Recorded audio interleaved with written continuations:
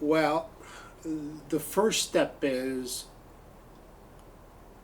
I'm not going to be happy when someone says I'm sorry for the past. That's not reconciliation. You know, reconciliation has to go a lot farther than that.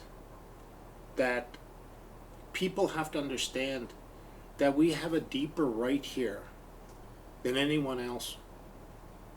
Than anyone else. So reconciliation goes to things like not putting a flag up in City Hall and think that that's somehow saved everything. I think the discussion has to be around how do we create an urban reserve for our families that live within that city. How do we ensure that they get culturally appropriate services within that city that the city has to provide and that we may manage?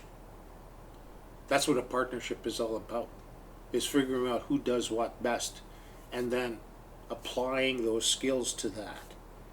So when you talk about homelessness, well, we have Aboriginal homelessness too, not only in that city but also here. So how do we convince those taxpayers that it's good business to invest here and it's good business to invest over there? That's what reconciliation's about. To understand how in fact we get along. And we're not going to get along at a rate of being someone's puppet or servant.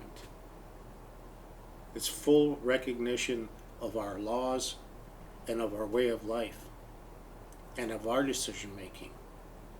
So let's take an easy example. We have the Thames River flow right through our community, right?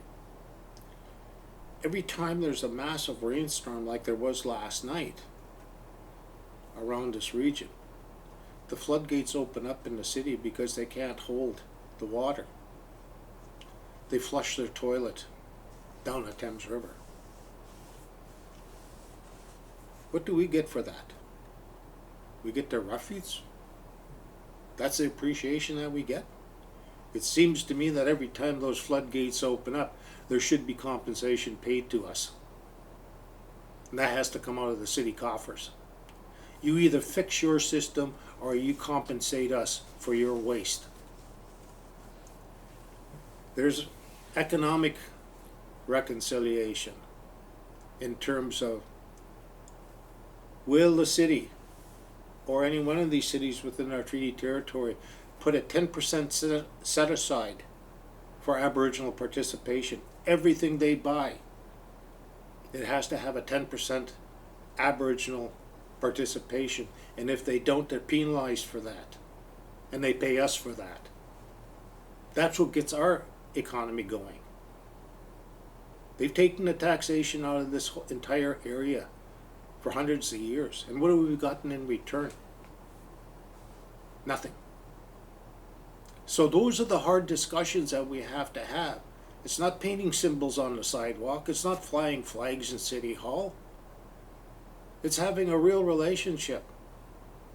Because what they've done in the past can't be just erased by I'm sorry. There has to be real action that they have to begin to take. And that not only includes the cities and the municipalities, but it also includes the province of Ontario. Transporting nuclear waste across our territories without any safeguard. How often do we have crashes along these major highways where there are spills, dangerous chemicals, hazardous waste being transported? People don't know this, but there's nuclear waste that comes from, nuclear product that comes from Saskatchewan that is actually coming through and being processed in Eastern Ontario, which ends up at the Bruce nuclear plant in terms of those nuclear rods to run 60% of the hydro used in Ontario. 60%. We get no compensation for that.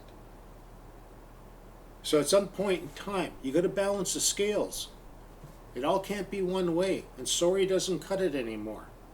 So I think there's ways that we have to look at, including making lawmaking capacity where we have our own courts. And in terms of particularly environmental issues, we should have a major say. Why is compensation always paid to the governments upon environmental issues? Let's look at this. The new carbon tax that the federal government has just laid down this past April 1st, right? Every year it builds, and it's going to become more expensive to drive cars, vehicles that use fossil fuels, because of the carbon tax in there. Well, they're polluting our territory too. What do we get out of this carbon tax? So far, we haven't gotten very much, if anything. So to say, oh, well, we'll get the Indians to plant a bunch of trees. That's what we're going to get? Planting trees? I don't think I'm going to be happy with that answer. I think it has to go much beyond that. So I think there has to be issues around, and it's not only Chippewa, but I mean it's a collective voice of the First Nations themselves to start to have this conversation and begin to, how does that conversation, evolve so that we all get our fair share of these things in terms of environment, particularly environment, with the contamination of environment and global change, climate change. We haven't got a cohesive strategy around that. So reconciliation goes far beyond, the simple I'm sorry issue.